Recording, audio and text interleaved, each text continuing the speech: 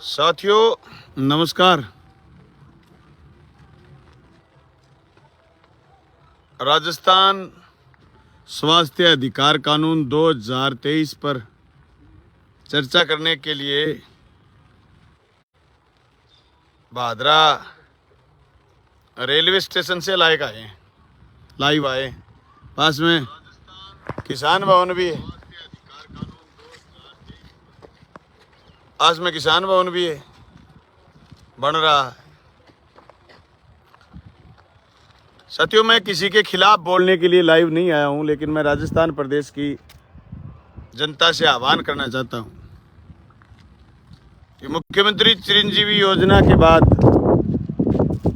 अगर गरीब को सहारा देने के लिए, पीड़ित को सहारा देने के लिए राजस्थान की विधानसभा में कोई कानून बना है तो वह स्वास्थ्य अधिकार कानून।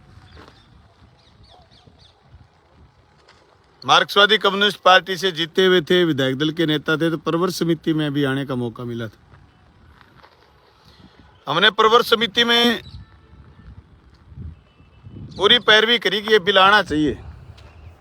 हालांकि सरकार जिस शक्ल में लेकर के आई थी वो शक्ल नहीं बची। बड़ा मजबूत बिल आया था, पर बहुत सारी बातें होती हैं। सरकार को डॉक्टरों की बातें सुननी पड़ी, डॉक्टरों की विभिन्न संगठनों की बातें सुननी पड़ी, सुननी भी चाहिए। जनप्रतिनिधि कमेटी में मेंबर नहीं है, सरकार द्वारा नॉमिनेट कोई एक मेंबर होगा,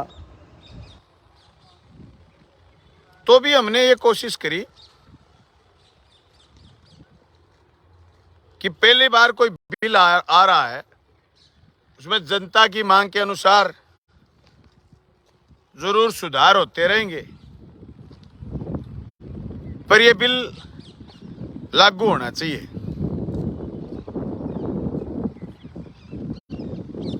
दोस्तों, पिछले 5-7 रोज से चर्चा चल रही है, अखबारों में आती है, पेशेंट्स के फोन आते हैं कि प्राइवेट डॉक्टर हड़ताल पर हैं, और डॉक्टरों के बहुत सारे सवाल भी हैं। हम प्रवर समिति में डॉक्टरों की एक एक बात को सुन करके उसका समाधान करने का आश्वासन दिए थे। उनका सबसे पहले ये कि कोई आदमी आ गया अचानक से एक्सीडेंट होकर के, एक्सीडेंट की परिभाषा भी बहुत शॉर्ट कर दी, होकर के आ गया और उसको रेफर करना पड़ा, तो प्राइवेट हॉस्पिटल वाले उसका इलाज का पैसा कैसे वहन करेंगे? उसकी जेब में पैसा नहीं है, एडमिट तो लेना पड़ेगा। सरकार ने कहा कि आपका पुनर्भरण हम करेंगे, जैसे चिरंजीवी में करते। उन्होंने कहा जनप्रतिनिधि कोई कमेटी में नहीं होना चाहिए। सरकार ने कहा कि बिल्कुल आपकी बात मान लेंगे। हमने भी हमारा एतराज वापस ले लिया। चलो कोई बात नहीं, एक बार बिल आने दो, फिर कभी भविष्य में यह लगेगा जनप्रतिनिधियों को इसमें शामिल होना जरूरी है, संशोधन आते रहेंगे। फिर डॉक्टर ने कहा कि आप इमरजेंसी को डिफाइन करिए, तो बहुत छोटी सी इमरजेंसी रख ली, एक्सीडेंट, सर्पदंश या कोई अन्य जहरीले जानवर द्वारा या फिर डिलीवरी। डॉक्टरों ने मांग करी कि साहब आप 50 बेड के हॉस्पिटल को, मल्टी स्पेशल हॉस्पिटल को इसमें इमरजेंसी में शामिल करो। तो हम सब लोगों का एतराज था कि तहसील हेडक्वार्टर पर तो पर कोई प्राइवेट हॉस्पिटल 50 बेड का ही नहीं, तो हमारे लिए तो ये कानून क्या काम है? फिर भी सरकार ने आश्वासन दिया कि चलो आपकी इस मांग पर भी गौर करेंगे, नियम में डालेंगे। फिर भी डॉक्टर बंधु नाराज है। हाँ, वो डॉक्टर नाराज हैं जो कॉरपोरेट्स को समर्थन करते हैं। वो डॉक्टर नाराज हैं जो बड़े बड़े हॉस्पिटलों में बड़े बड़े इलाज करते हैं।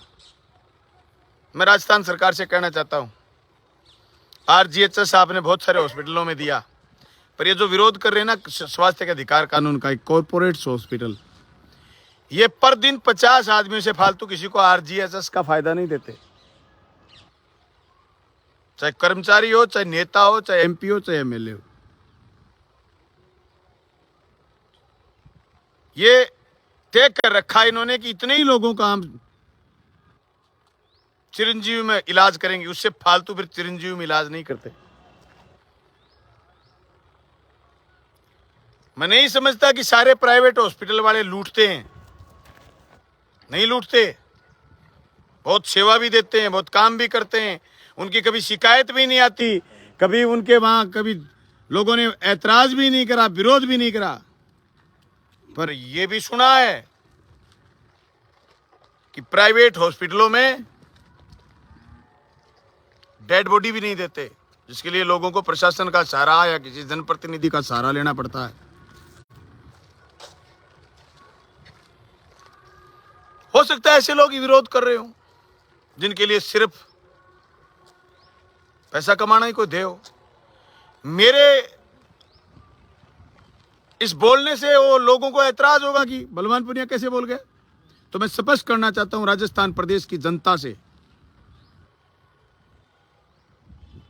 कि कोई ये चाहे कि हम दोनों को खुश रख लेंगे, नहीं रख सकते।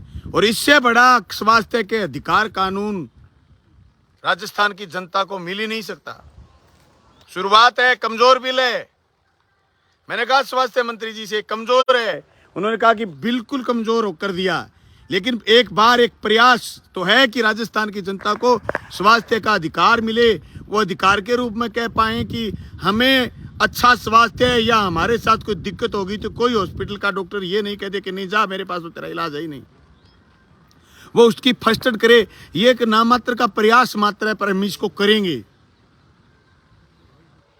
मैं डॉक्टर साथियों से कहना चाहता हूं कि आपके ऐतराज में संख्या हो सकती है कि आपने पिछले 2-3 महीने से माहौल बना रखा है, लेकिन प्रवर समिति में जो आपका पक्ष रखने आए थे डॉक्टर, उनके पास कोई कंटेंट नहीं था, और जो कंटेंट थे वो आपके मान लिए गए।